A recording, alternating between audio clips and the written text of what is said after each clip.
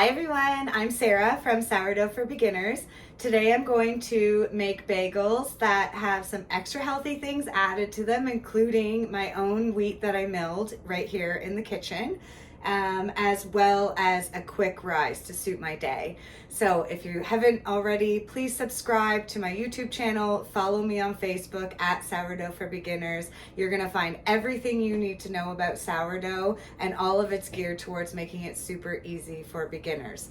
So in the description of this video, you're gonna find a ton of links that you might want as we go through. I'm going to be using my perfect sourdough bagels recipe from my Next Ultimate Guide to Sourdough Discard and other recipes ebook that'll be linked.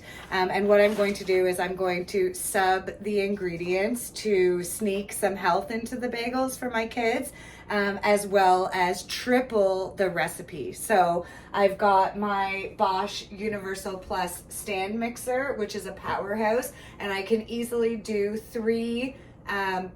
a triple batch of bagels in this mixer, which is going to make somewhere between 24 and 36 bagels, depending on how big you want the bagels to be. And I also have here my Nutri-Mill Impact grain mill, which is going to mill these grains for me that I have. So I'll just cover the ingredients that we're going to use today. So we are going to use regular all-purpose flour, lots of it too. We're going to use, let me see what I did here, 1,200 grams of this flour.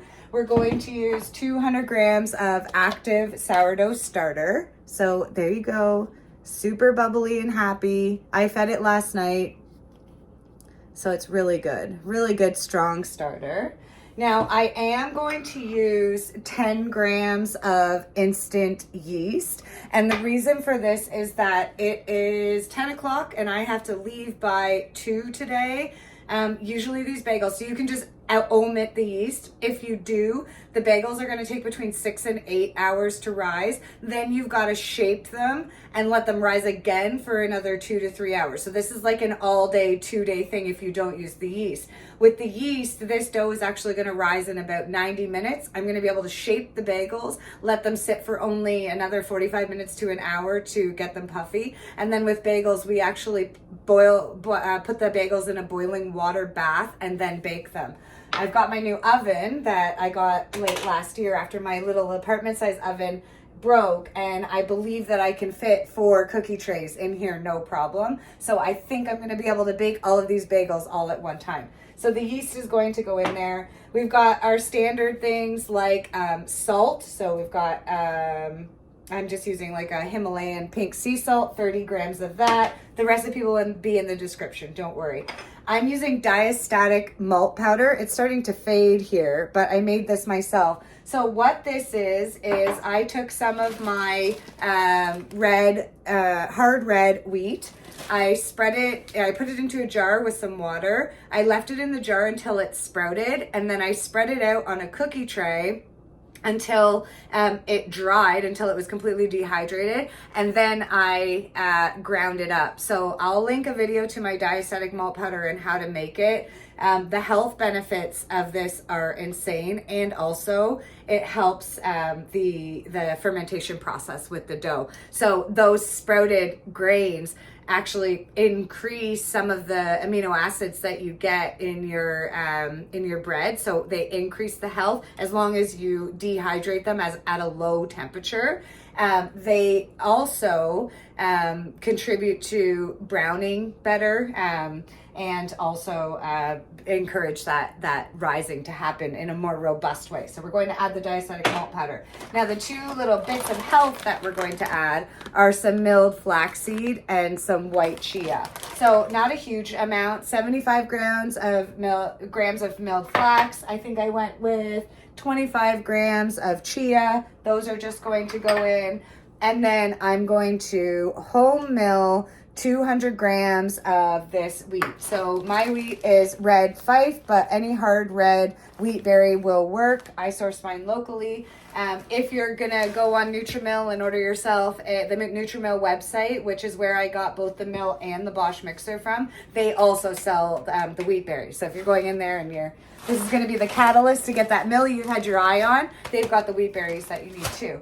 And then the last thing I'm going to need is brown sugar and maple syrup. So all white breads, all sandwich breads, bagels have some sort of sugar in them. You could use white sugar, you could use honey, you could use maple syrup, you can use brown sugar, you can use a blend. I'm going to use about 40 grams of maple syrup and 80 grams of brown sugar. Just because the maple syrup's expensive and I think I'm low on it. So I'm going to just sort of have a little bit of both. I like the health benefits of maple syrup. It's a true antioxidant, so it's really good for you. So if you can use that, then do so. But the brown sugar tastes fantastic. So I'm just going to turn my camera here and show you the milling of the flour and how the flour comes out. And then we're going to go straight into mixing up this dough in the mixer. So bear with me for 1 second. Okay, so I'm going to mill my wheat using my Nutrimill Impact Grain Mill. This thing's about $199 US. They have set up a coupon code for my followers. So if you go on their website and type in the coupon code Sourdough for Beginners, FOR, all one word, you'll get an extra $20 off. You can use that as many times as you like. It's always available. It's good for all of their products. So they've got this mill, the classic grain mill, the harvest grain mill. They've got the Bosch Universal Plus stand mixer in a couple of different colors. They've got the Artiste mixer, so lots of different options there. So I'm just going to show you how simple this is. I want this as fine as I can get it, so I'm just going to turn the machine onto maximum and pour the wheat in slowly, and then I'll show you what the flour looks like once it's done. It's quite loud though, so I won't be able to talk while it's going. So here we go.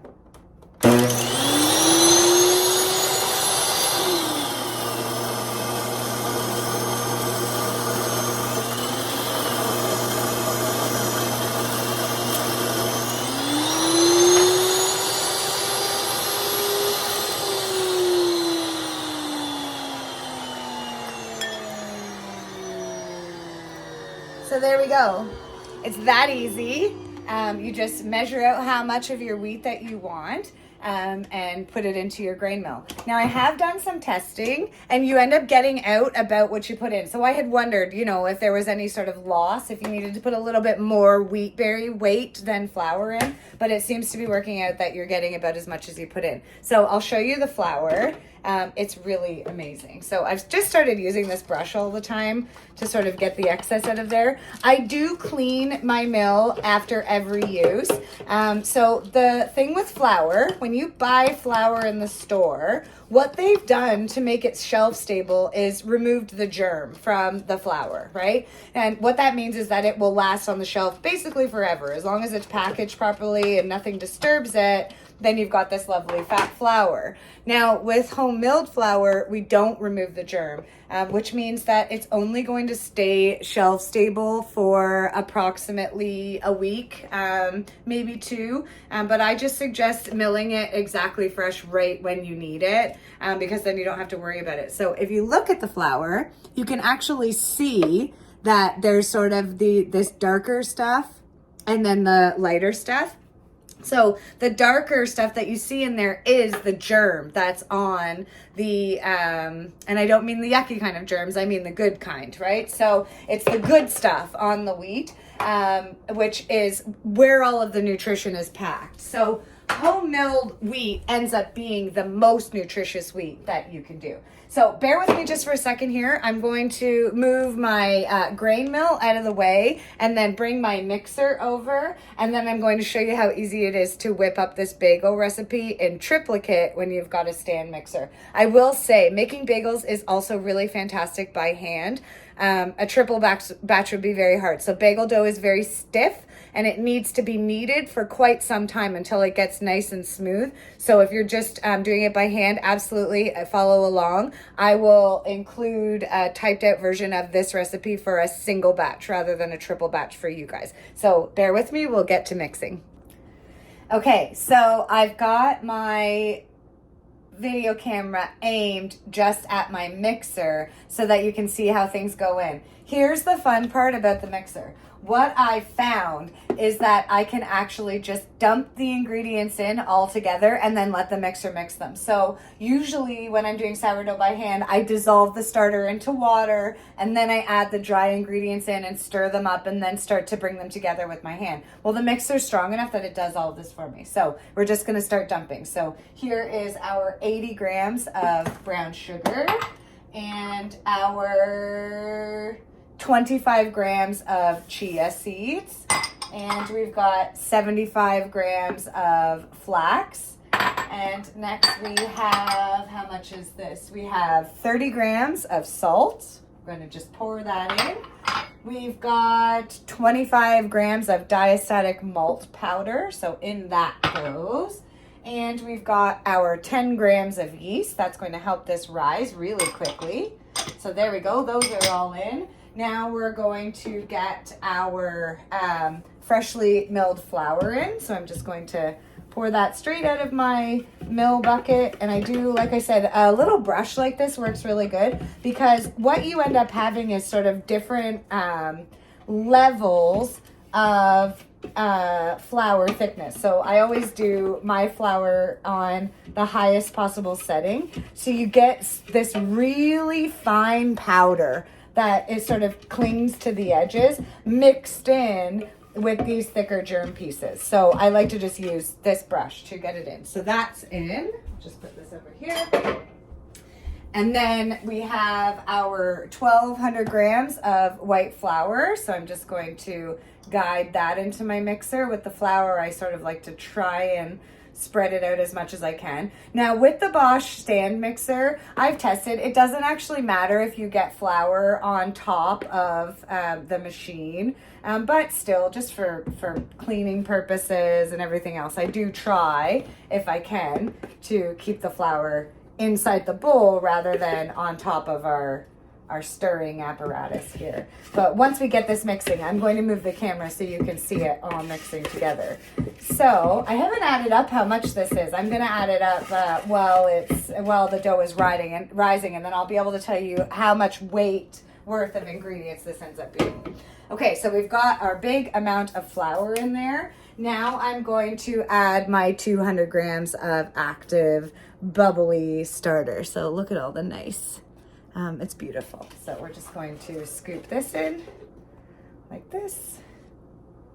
And they actually provide us with this handy little spatula with the mixer. And I like it for scraping down the sides. So just like with any other mixer, I start off by starting the mixer, and then after a few minutes I shut the mixer off and scrape it down. So, and just in regards to my starter, I'm not planning on baking again for at least a week. And as you can see, I've used a huge amount of my starter up. So I'm just going to sort of push all this starter down. I'd say there's probably only 15 or 20 grams left. I'm just going to put this in the fridge exactly the way just like this. All I'm going to do is scrape it all down so it's all together.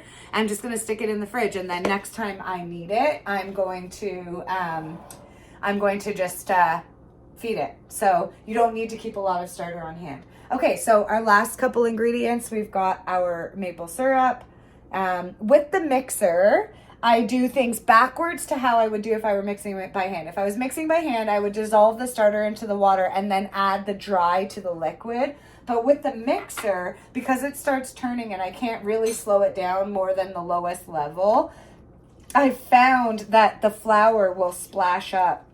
Not splash up, but sort of mist up. So I like to add the liquid to my mixer last in these cases. So I'm just going to make sure I got all of this available maple syrup.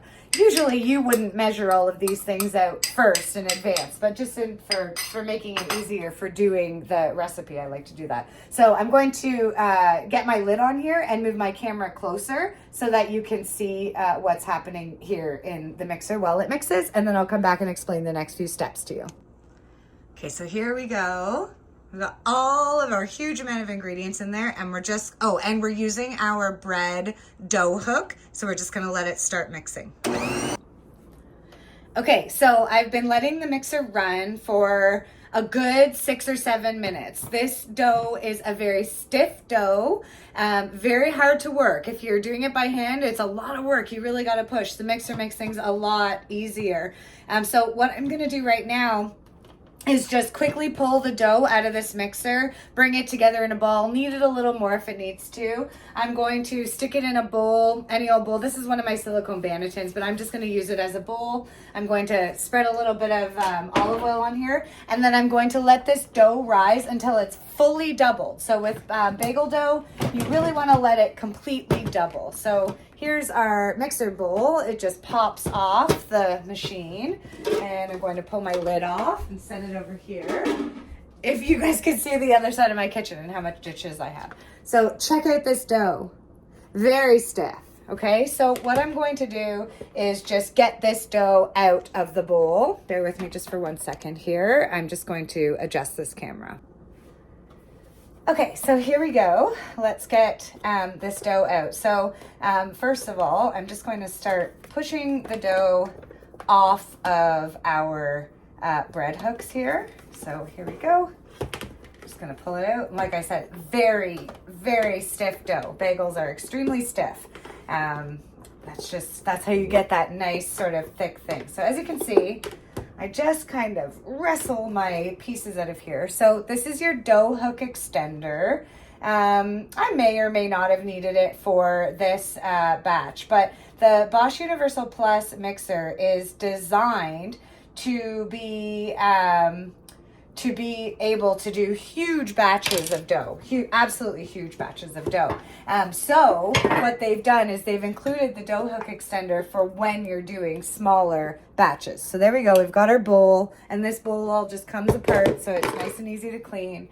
I'm going to pull my bread hook out of here. So there we go. We're going to get that cleaned in a little bit. And then I'm just going to take a little bit of stock with this dough. So if you were mixing this dough by hand, you would want to knead it in the traditional way. What we want to do is make sure that our dough is nice and smooth and elastic. So if you had been mixing by hand, you would have done this whole kneading process. It probably would have taken 8 to 10 minutes. But what we're looking for is the dough to be nice and smooth. It's not sticky at all. It's all come together. And look at all that nice nutrition that we've put in, all the seeds and wheat germs and everything else. So with bagels, we want our dough to fully double. So because this is such a dense dough, we want to get it super doubled. We want to allow it to develop some really good air inside of it. Because I've added yeast to this dough, this is only going to take about 2 hours max. So I'm going to check the dough in about 90 minutes. And then once I think it's doubled, what we're going to do is move on to the next step. So the next step is to shape the dough into bagels. And I've got some really good tricks on how to do that. Then we're going to let those bagels rise again. So here we go. I've just got it sitting in here. By the time this is doubled, it'll be buffed up over top of the bowl. So I'm just going to put a little bit of oil on top so that my cover doesn't stick to it. And then I just got a bag of shower caps off of Amazon for next to nothing, and I just use these to cover it. So I like the shower caps, lots of room, right? It's going to give the dough lots of room to grow. So I'll be back once this is doubled in size. So my dough has risen beautifully. Look at this. So it's puffed up, it's ready to go. So what I'm going to do is I'm going to quickly weigh this dough and do some quick math and separate this into 22 equal pieces. So I've got several cookie trays already lined with parchment paper, And what I'm going to do is get this dough separated into multiple pieces. And then I'm going to quickly show you how to shape bagels. There's a couple of different ways you can do it. And then we're going to get the bagels onto the parchment sheets and let them rise a second time. So bear with me and I'll show you how to get them all separated. Okay, so it works out that I want these to be about 120 grams each in order to get equal size bagels and to make them all cook the same. You don't have to do this, but it definitely makes things a little bit easier. So all I'm going to do is just work through getting my dough separated into these pieces, and then we'll focus on getting them shaped. So bear with me, watch as I get them separated using my scale, and we'll go from there.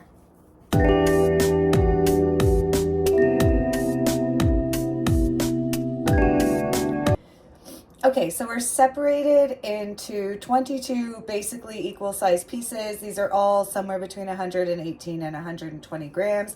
So I'm going to show you a couple of different ways to shape your bagels. So in any case with all of them, what you want to do is get it into a really nice even ball. So because there's all these little bits and pieces that are separated, you want to get them to come together. So I call this, I don't even know how I would explain this, but what I say is make your hand into like the shape of a C. I always use my right hand. You can use every one.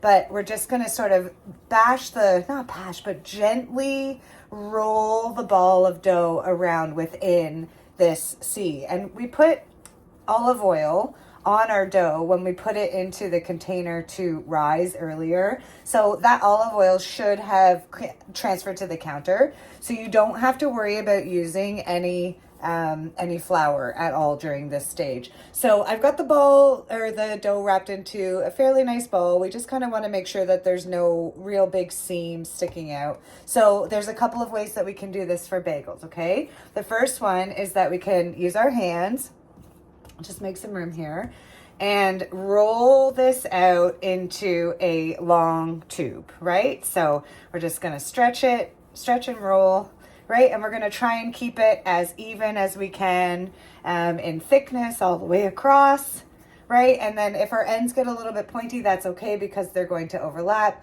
So then we're just going to stretch this out a little bit and bring it around and join it. So that's one way to do it. And with this way, you're going to get a fairly nice circle. It's going to be great. Now, the only thing is that you end up with this seam, right? So that's option one. I'm going to show you option two now. So if we take our piece of dough and we get it shaped into a circle, and I'll tell you, this is the way that I always do it, just because I don't love the seam. I have done the bagel dough with the way that I just showed you, but that seam often comes apart even after the dough is baked, even after it's risen. So I'm just going to get this wrapped into a nice ball.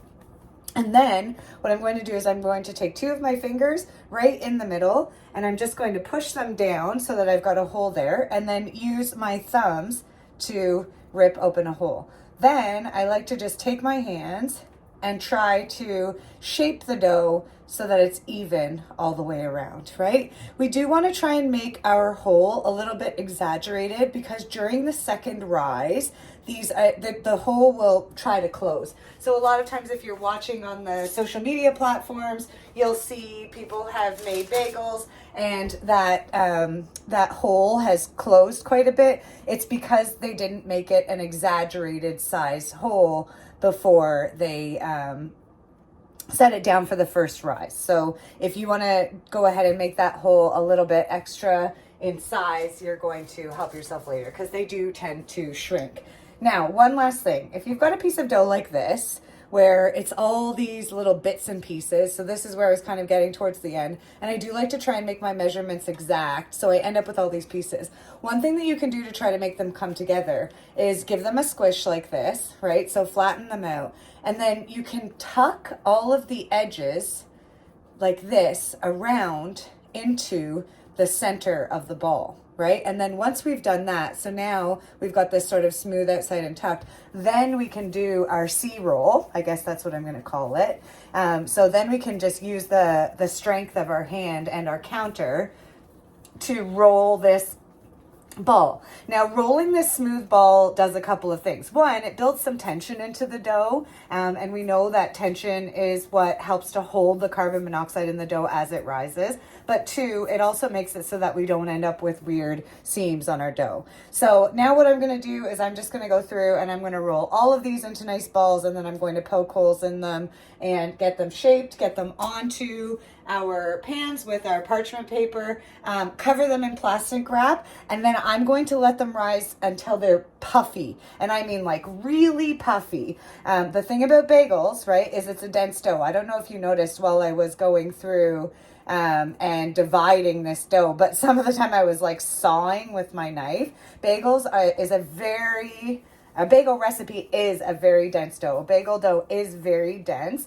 And so the key to making it so that the bagels are nice and soft when they're baked and cooked is to let them really rise, because when they rise, all this nice air and carbon monoxide gets trapped inside of them, and that's what's going to make them nice and soft.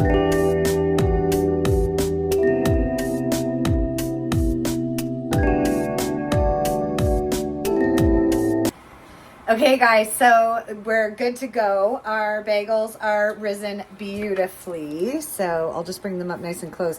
You might be able to see that they're nice and puffy, and they're starting to like show some bubbles on top, like they're starting to get super nice and puffy. So the next couple of things go really quickly. So I've done a little bit of prep before I've turned on this video. So what we do is we water bath our bagels. So we take a pot. I like to use my big roasting pan just because I'm doing so many bagels, I can fit more in at a time. But we take a pot, we get about 1.5 inches, 2 inches of water into the bottom of the pot, and we bring it to a rolling boil. And then once it's up to a rolling boil, we turn it down just so that it's simmering, so it's nice and hot. You can optionally add something sweet to the water. So I have brown sugar in the water for this, just to add to the flavor of the bagels, but you don't have to do that. So what we're going to do is take these bagels, sit them into the water bath. They're going to float, right? And if you're using a big spread out pan like this, you might want to sort of move them around. You're going to let them sit for about a minute. You're going to flip them in the water, let them sit for about another minute, and then they're going to come out back onto the parchment lined trays.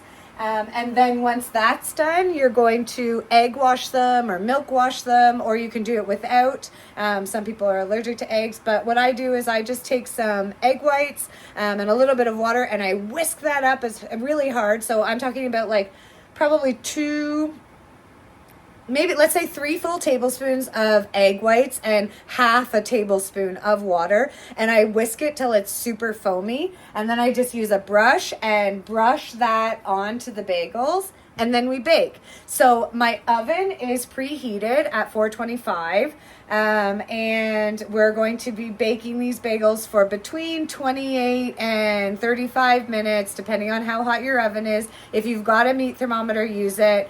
Bake them to an internal temperature of between 205 and 210. If you don't, just watch for them to be nice and brown, nice and puffy, nice and lovely. So what I'm going to do now is just film these next few steps so that you can see them. One thing I'll say is that you can set your bagels next to the stove about 40 minutes before you think they're going to be done. So you've been keeping an eye on them, right? They're yeast bagels, these ones, or maybe they're sourdough bagels, but you can see that they're getting close to being ready to go.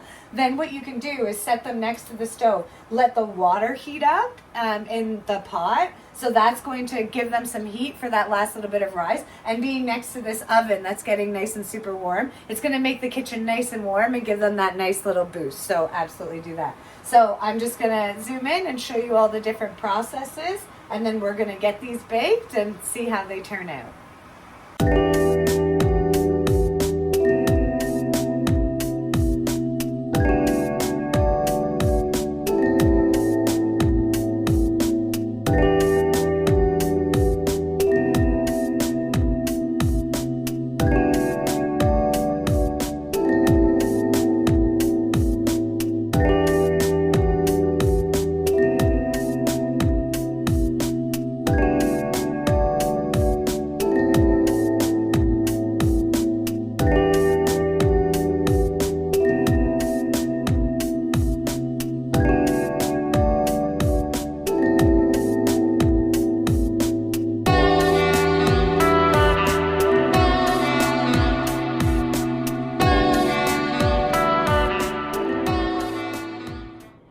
Okay, so we're all set. They're baked. They looked beautiful. I'm going to pull them out of the oven. And I actually baked these ones quite long, so I'm going to take them straight off the trays and get them onto a rack to cool, and then we'll cut in and see how they look. Fingers crossed they look great.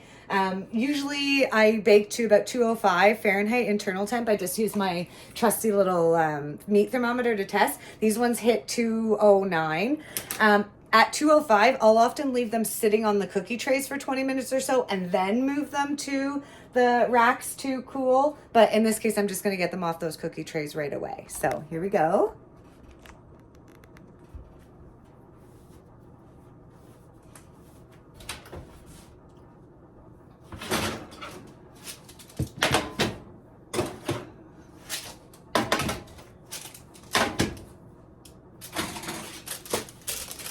There they are, shiny and brown and absolutely beautiful. Okay, so these bagels have cooled enough, so they're really nice. Look how shiny they are. So I do find that if you make sure that you get your egg white really foamy, you get this beautiful shiny look to them. So I'm going to cut into this and we're going to see what the texture looks like on the inside. I brought a little bit of butter. We're going to try and see what the taste is like, and let's see if this turned out okay. I'm trying to decide if I'm going to be able to pass these off to my children who love bagels, but who notice when I do something healthy. So there they are on the inside. Now, as you can see, my holes did almost close. Remember when I made them huge while I was shaping? So that's why you really want to make that bagel hole huge when you're doing that initial shaping, because after they've risen and because of the elasticity in them, that hole will close quite a bit. So look how nice that is inside. Oh my gosh. That's like the perfect crumb for a bagel. So they feel crunchy on the outside, nice and soft on the inside. You know, they're light, but they've still got that nice bagel density. So put some butter on them. Let's see.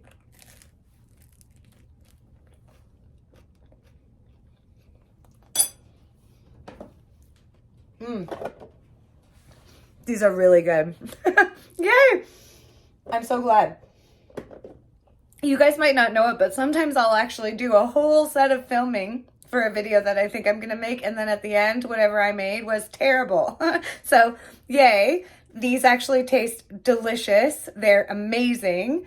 And we know that they are packed full of health benefits. We've got the diastatic malt powder that is helping with digestion, which further fermented our bread, which is better for us. There's the amylase that's in there, so that's fantastic. We've got chia seeds, we've got milled flax, we've got fresh milled wheat in here, and of course there's the sourdough starter, which is always healthy for us.